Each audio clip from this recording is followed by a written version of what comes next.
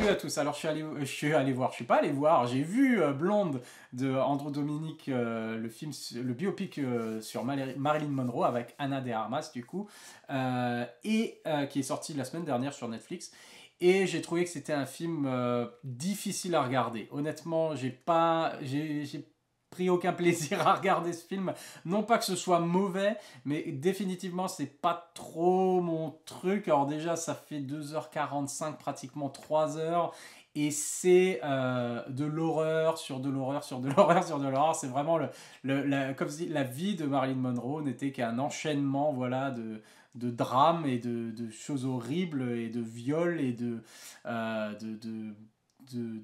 d'alcoolisme. Voilà, ça commence avec son enfance, avec sa mère qui la maltraite et sa mère qui finit dans un asile.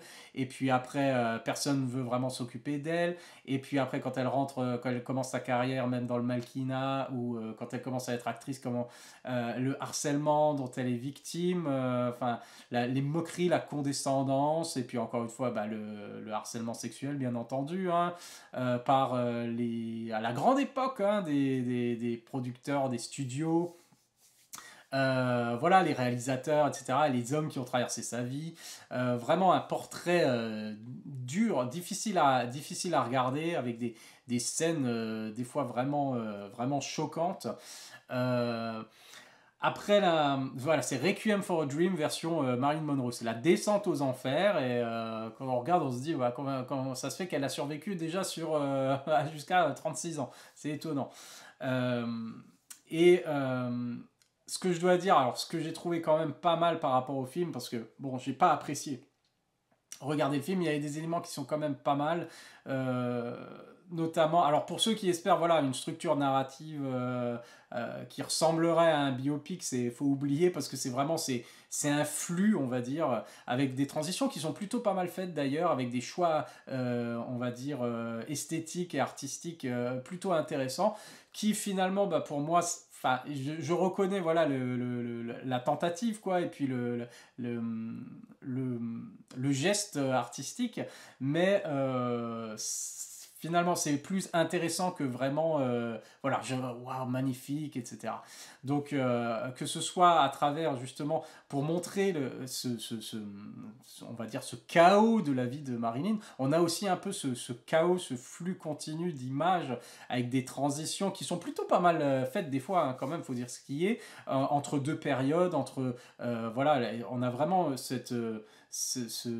l'espace-temps qui est complètement chaotique et qui nous met finalement plus ou moins dans cette ambiance alcoolisée, droguée, voilà, dans laquelle se retrouvait Marilyn, quoi. Dans cette anarchie, on va dire, et cet assaut sur les sens. Et des fois, c'est plutôt pas mal fait parce des fois, on passe, je crois, par tous les formats qui existent dans le cinéma. On passe même du truc Insta. À un moment, il y a même un plan à la Instagram.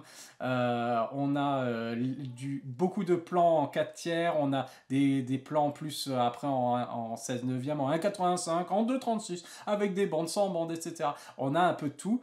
Et en fonction des différentes scènes, en fonction des différentes périodes de la vie de Marilyn.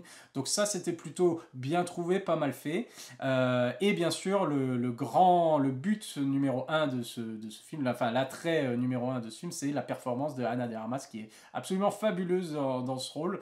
Peut-être que ça aurait été peut-être un peu mieux dans un film un peu moins hardcore et un peu plus structuré sur la vie de Marilyn Monroe. Elle aurait été formidable aussi. En tout cas, là, elle est absolument géniale et c'est le point fort du film.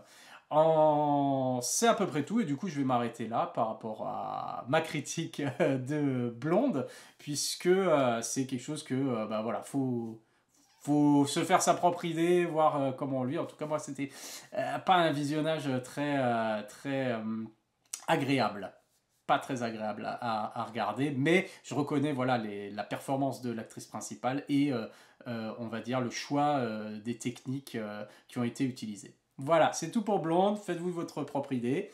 Dites pas qu'on vous avait pas prévenu. Allez, à la prochaine, bye.